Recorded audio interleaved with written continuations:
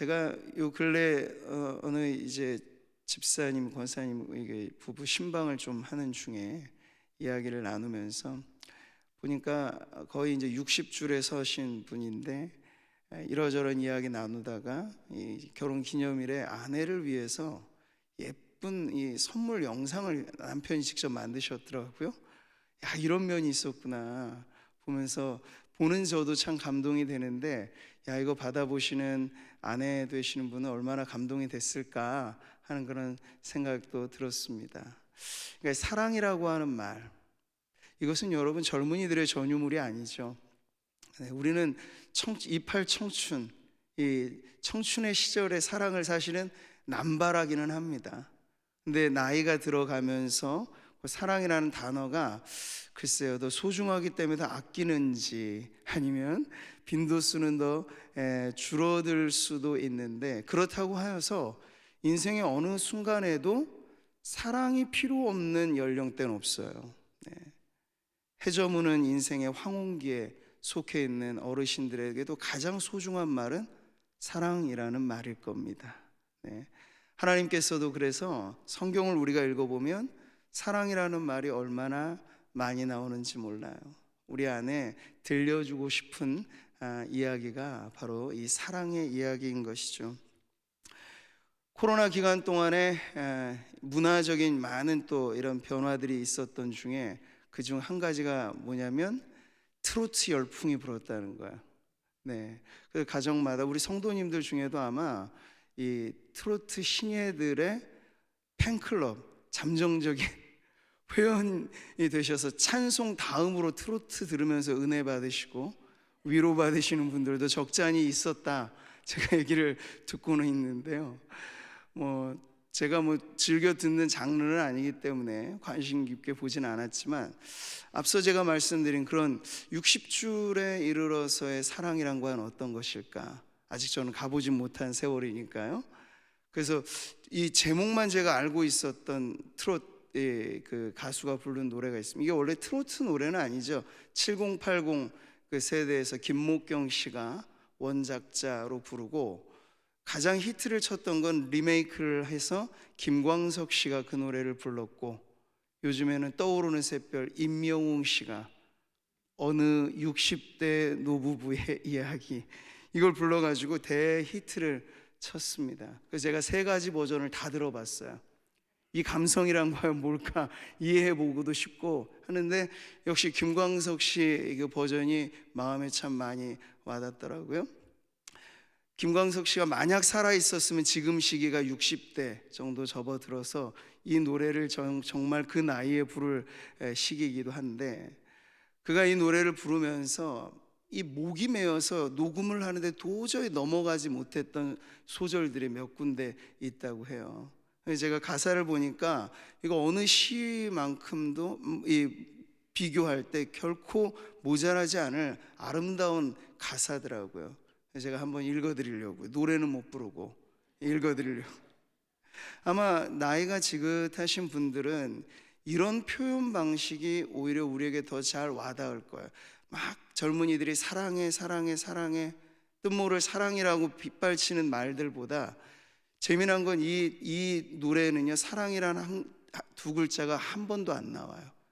그런데 젊은이들, 그러니까 사실 이 노래를 리메이크 불렀던 사람들은 다 젊은 시절에 부모 때를 연상하면서 이 노래를 부른 거거든요.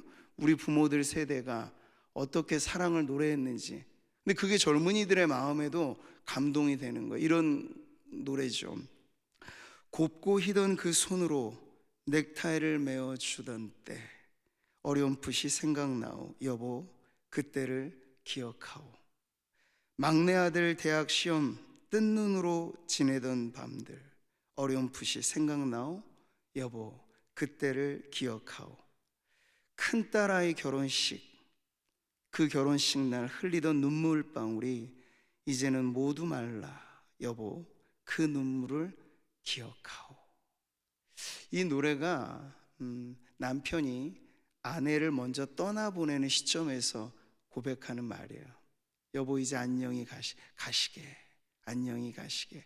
떠나보내는 그 아내에게 지나온 세월 동안 자식 키워오면서 눈물 흘렸던, 그리고 긴긴 밤을 지새웠던 그 모든 것이 결국엔 단어로 떠오르진 않지만 이 모든 것이 사랑하기 때문에, 이 사랑하기 때문에 지나온 세월이라고 하는 걸 이렇게 고백해 주는 어느 노 부부의 이야기는 결국 사랑 이야기라는 걸 알 수 있죠.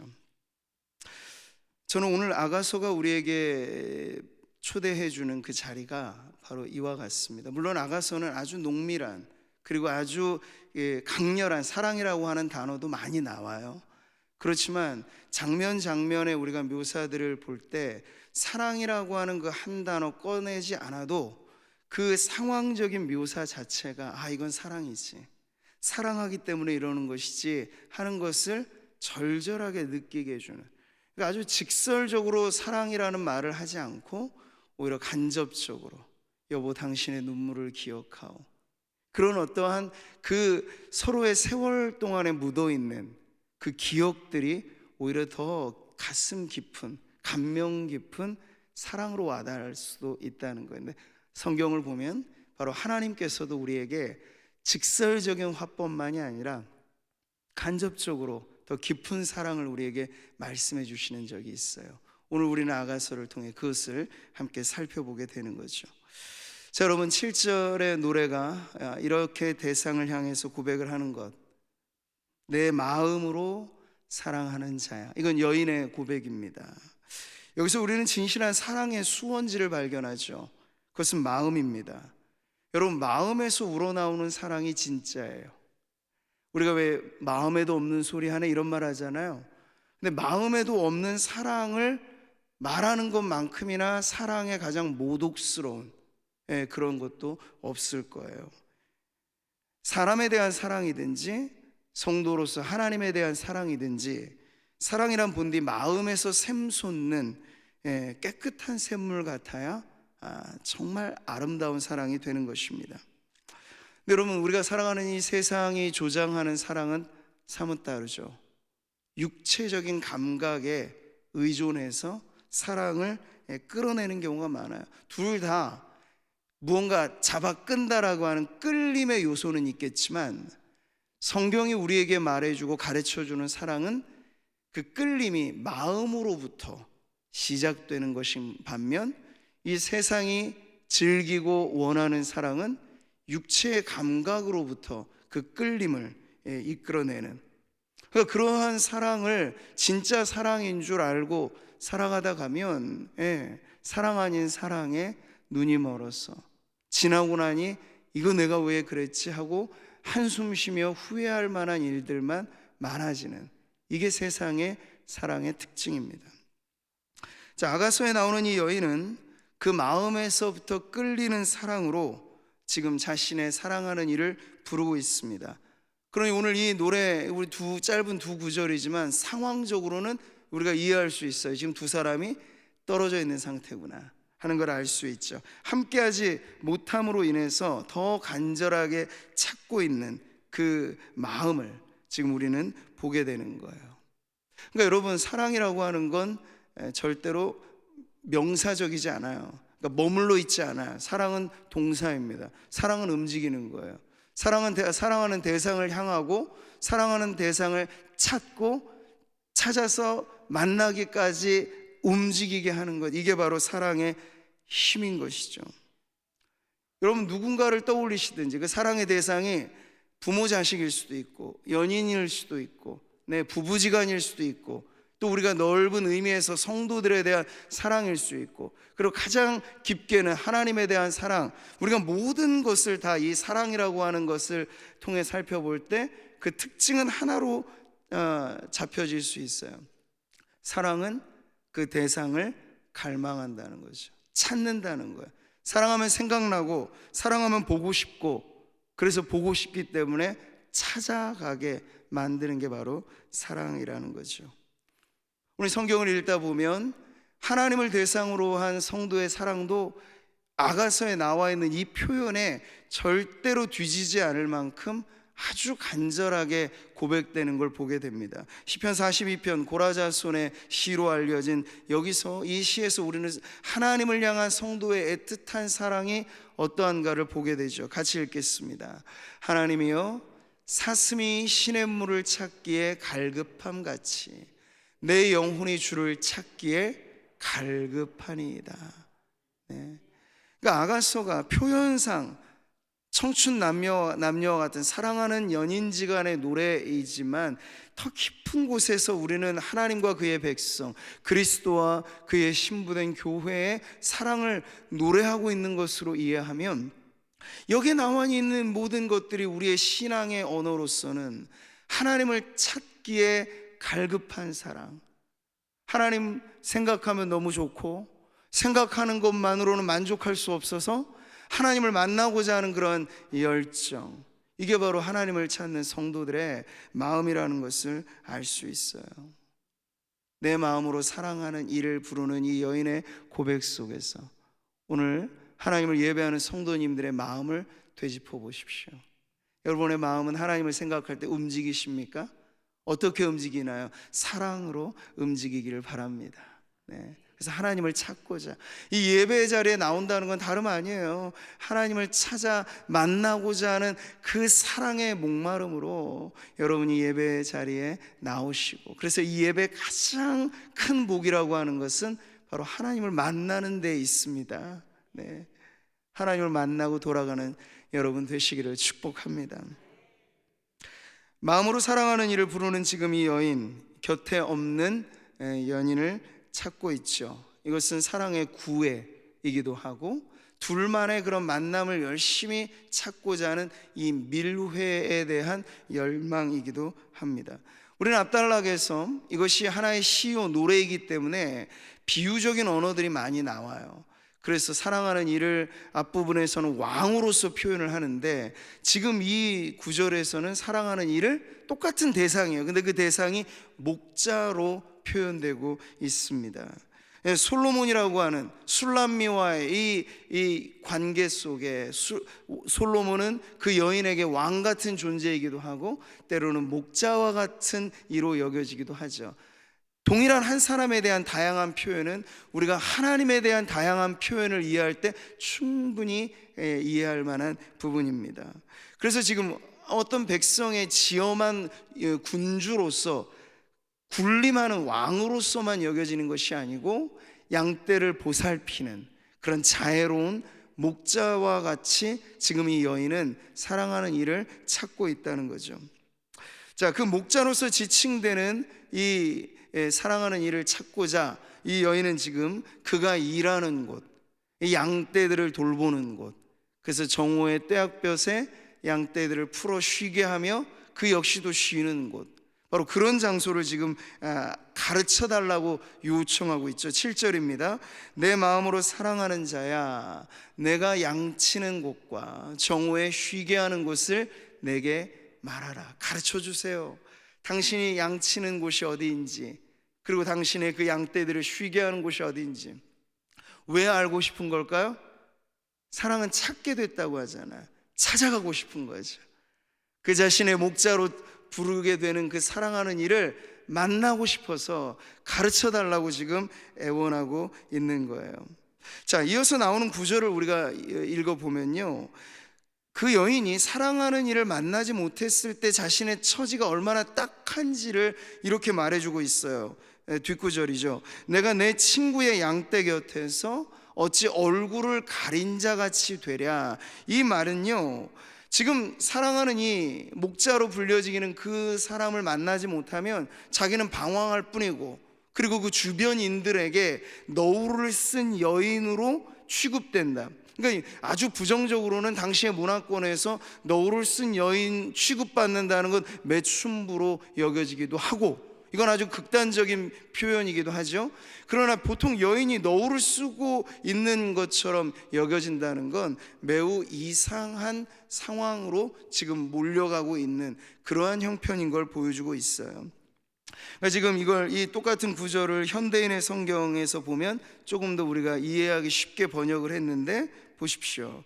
어째서 내가 이리저리 방황하며 당신 친구들의 양떼 가운데서 당신을 찾아야 합니까? 그러니 내게 속시원히 당신이 좀 가르쳐 주세요. 당신이 양치는 곳과 정오에 쉬게 하는 그 자리를 나에게 좀 알려주시면 제가 중간에 배회하거나 방황하지 않고 세상 딴 사람들에게 오해받지 않고 내가 당신에게 빨리 달려갈 수 있으니 나에게 그곳을 알려주세요 라고 지금 이렇게 요청하고 있는 거죠. 사랑은 본디 마음의 끌림이고 그 끌림은 사랑하는 이를 찾는 열심으로 이어지게 되어 있습니다. 자, 이 둘이 한데 붙어 있다는 거죠. 사랑한다고 하는데 마음이 전혀 요동하지 않는다. 그건 어려워요. 표현에 있어서는 여러분 젊은이들의 언어와 장년의 언어와 노년의 언어는 다를 수 있어요. 그러나 속일 수 없는 한 가지는 있어요. 사랑하면 마음은 흔들리게 돼 있어요. 권사님들, 우리 예수님을 사랑하는 권사님들의 마음은 언제나 흔들리는 물결처럼 요동하는 줄 믿습니다. 오히려 젊은 시절에 있는 성도들이 더 배워야겠죠. 사랑의 마음은 어떻게 표현하느냐보다 더 빠르게 사랑이 진실됨을 드러내요. 마음이 움직여요. 그리고 그 움직이는 마음 주체할 수 없어서 사랑하는 이를 찾아 열정을 쏟아붓는 거죠.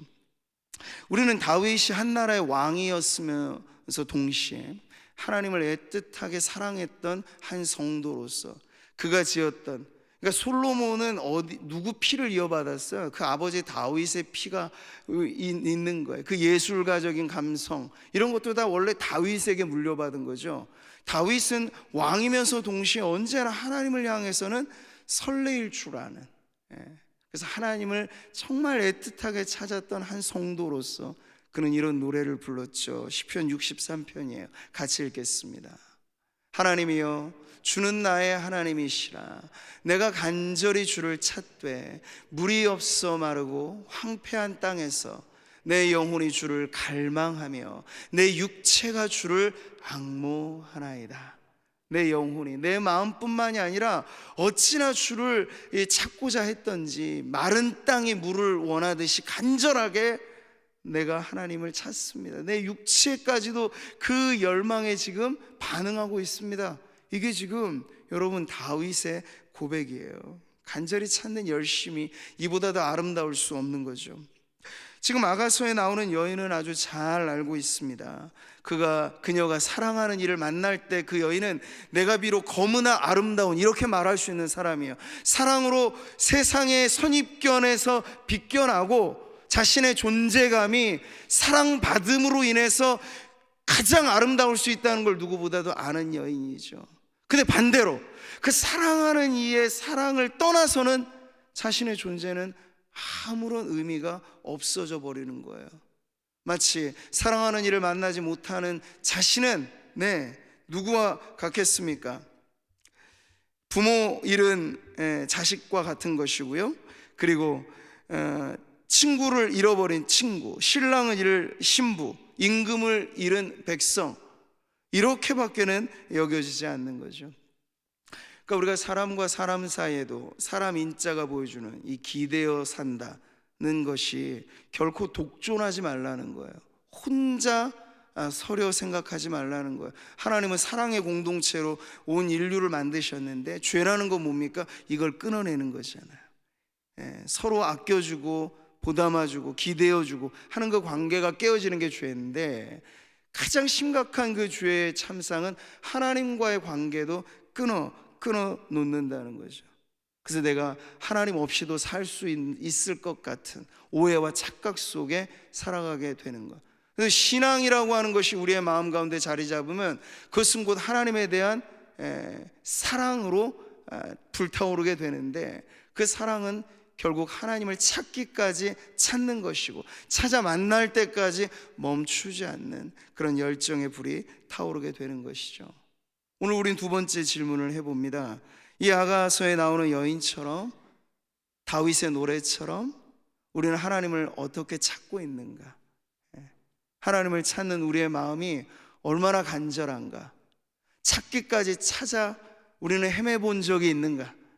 사랑의 열병을 알아본 적이 있는가? 우리의 신앙에 있어서 말이죠. 이게 사실 우리의 신앙의 아주 중요한 중심의 질문이 되는 거예요.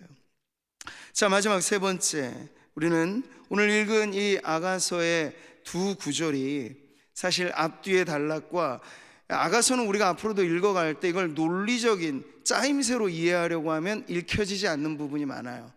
근데 그렇게 논리적으로 따져 묻는 것이 아니라 때로는 한 구절도 그 구절대로의 독립성이 있고, 지금 우리가 읽은 이 두 구절은 이 두 구절만으로도 충분할 만큼의 독립성이 있어요.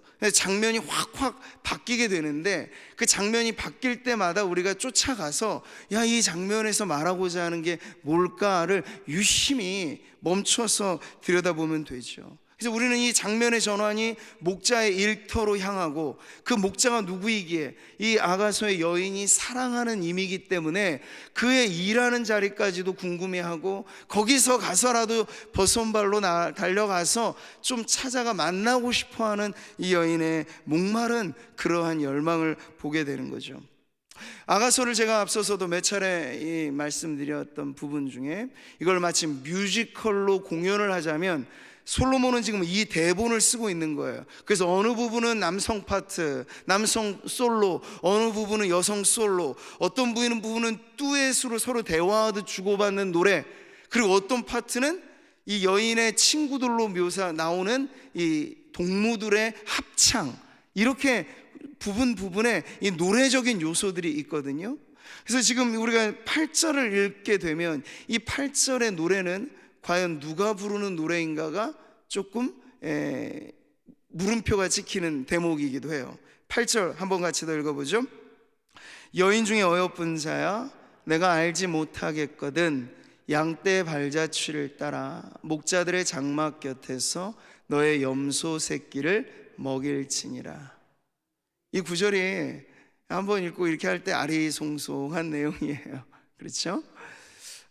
근데 자연스럽게 우리가 두 가지로 이해해 볼 수 있어요. 하나는 이 여인이 사랑하는, 내 마음으로 사랑하는 자야 라고 그 자신이 사랑하는 연인에게 요청했던 그 물음이니까 거기에 대한 자연스러운 답변은 이 남성의 파트로 이 노래가 나온 것이다 이야기를 하는데, 또 하나는 우리가 중간중간에 갑자기 이렇게 중간에 끼어들어오는 여인의 친구들, 예루살렘의 딸들, 이런 합창의 노래들도 이제 들어오는데, 이 부분 역시도 직접적으로 이 남성의 음성이 아니라 그 합창대 노래라고 이해하는 부분이 많아요. 그래서 우리 한글 성경에서는 이 대목마다 그 파트의 구분이 없는데, 이 영어 성경에서는 파트마다 그 구분이 되어 있어요. 근데 이 부분은 어떤 성경은 남성으로 표현하기도 하고 어떤 성경은 또 합창대로 표현하기도 해요.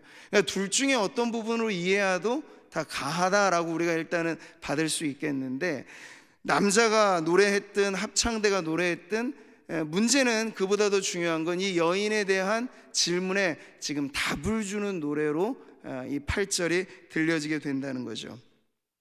자, 지금 우리 8절은 연인지간에 우리가 소위 그것을 밀당이라고 하죠.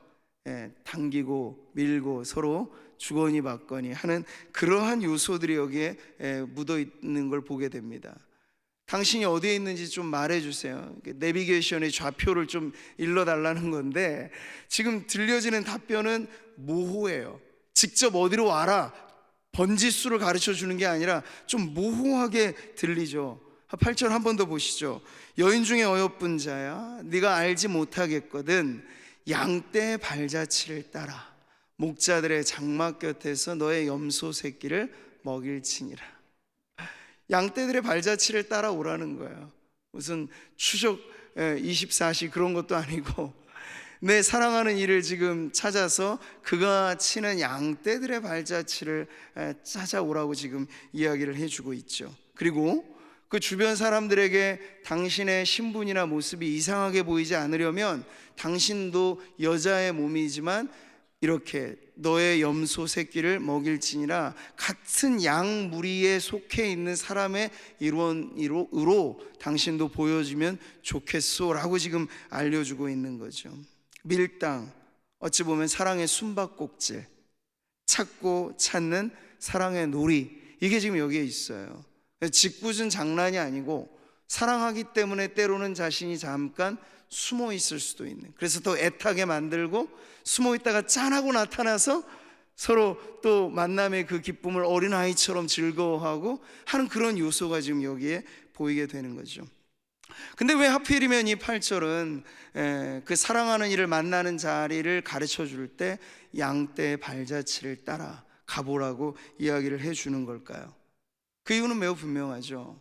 지금 여기에 주고받는 사랑의 노래가 목자들의 노래로 지금 장면이 바뀌어져 있으니, 그 목자로서의 연인을 만나려면 그가 주업으로 하고 있는 그 자리를 찾는 게 가장 빠른 지름길이다 하는 걸 알려주고 있어요. 여러분, 우리가 성경에, 제가 서두에도 말씀드린 것처럼 하나님에 대한 비유적인 언어들이 성경엔 꽤나 많습니다. 하나님을 왕으로서 표현하기도 하고 하나님이 직접 목자로서 비유되기도 하죠. 예수님은 우리의 신랑으로, 친구로 비유되기도 해요. 그러니까 그 다양한 비유의 언어들이 결국은 한 대상을 향하고 있다는 건데, 예수님께서 자신을 목자로서 소개해 준 아름다운 성경의 구절을 우리는 요한복음 10장에서 보게 되죠. 주님은 이렇게 말씀하셨어요. 나는 선한 목자라.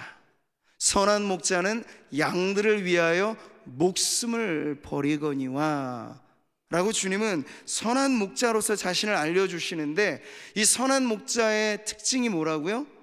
양들을 위하여 죽을 수도 있다. 이 말이 뭐예요? 선한 목자는 절대 양떼들과 떨어지지 않는다는 거예요. 오히려 여기서 대비되는 게 싹군이잖아요. 아르바이트생, 알바생 목자, 돈 받은 만큼만 일하는 목자. 그는 문제가 없을 때까지는 목자인 것 같아요. 그러나 양들이 위기가 생기죠? 그러면 내가 받은 돈의 값이 그 위기에 처한 늑대가 오고 이리떼가 와서 양들을 집어 삼키려고 하는데 내 목숨까지 바쳐서 양을 살려낼 만큼 안 되는 거예요. 사랑도 충성심도. 그렇기 때문에 그때는 주랭랑을 치죠. 그러니까 싹군과 참된 목자의 차이는 양들이 위기를 만날 때 거기서 드러나게 된다는 거예요. 근데 예수님은 자신의 생명까지도 내어주는 선한 목자로 이렇게 말씀하고 있죠. 그러니까 목자로서 예수님과 여러분 양떼는 절대 떨어질 수 없는 관계라 하는 걸 알 수 있어요. 지금 이 아가서에 이 여인이 그토록 애타게 찾는 목자로서의 연인도 바로 그런 존재라는 거예요. 양떼를 버리고는 못 사는, 양떼를 끝까지 책임져주는 그 목자이기 때문에 반드시 그 목자의 직접적인 만남의 장소를 당신이 혹 모른다면 내가 힌트를 주지, 야, 그 목자가 치는 양떼들의 발자취만 따라가 봐도 반드시 그 선한 목자를 당신은 만날 수 있을 거예요 라고 지금 힌트를 주는 거예요.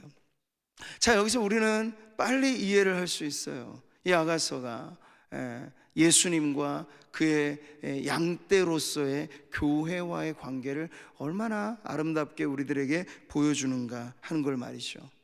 근데 요즘엔 참 이상한 신앙이 난무하는 세상이에요. 그 이상한 신앙 중에 이런 신앙도 있어요. 나는 예수님은 좋아요. 하지만 나는 교회는 싫어요. 그래서 교회 밖 신앙이 가능한 것처럼 이야기하고 나 홀로 신앙이 가능한 것처럼 이야기하는 그런 세대이죠. 우리 예전에 이 종교의 선배, 신앙의 선배들은요, 교회 밖에 구원 없다는 말을 할 정도로 철두철미하게 하나님 중심, 말씀 중심, 더불어 교회 중심이었어요. 근데 요즘엔 그 교회 중심이 점점 흐려지고 있죠. 그 문제 중에는 하나, 현실의 교회가 물론 실망스러울 때가 있어요. 나는 교회에 실망했습니다 라고 할 만한 그런 문제들이, 나도 성도의 일원으로서 내가 누군가에게 실망거리일 수도 있고 다른 연약한 누군가를 보면서 우리가 실망할 때도 있어요. 왜? 우리는 완벽하지 않으니까요. 근데 그러면서 우리는 마치 교회 없이도 나는 예수님과 독전적인 그런 관계가 가능할 거라 생각을 하는데, 여기서 이제 우리 오해하는 거죠. 그 선한 목자는 절대로 양떼를 버리지 않아요. 양떼 없는 목자를 우리는 떠오를 수 없고, 물론 목자 없는 양떼들 역시 비극이죠. 그러니까 가장 성경이 양과 목자의 관계로서 우리들에게 가르쳐주는 신앙은 그 둘이 한데 붙어 있을 때 가장 아름다운 신앙이라는 얘기예요. 여러분, 예수님은 언제나 자신이 돌보는 양떼로서 교회를 관심 갖고 돌보고 일할 때나 쉴 때나 늘 그 양떼와 함께 하시는 분인 줄 여러분 믿으시기를 바랍니다. 우리의 신앙이 주님과 주의 몸된 교회를 갈라놓으면 안 돼요. 현실의 교회가 아무리 우리에게 실망스럽게 보일지라도 그 모습까지도 주님이 위에서 피를 흘려주셨다는 걸 잊어서는 안 돼요. 교회가 그냥 혼자 덩그러니 있어도 완전했다면 십자가는 필요가 없었겠죠.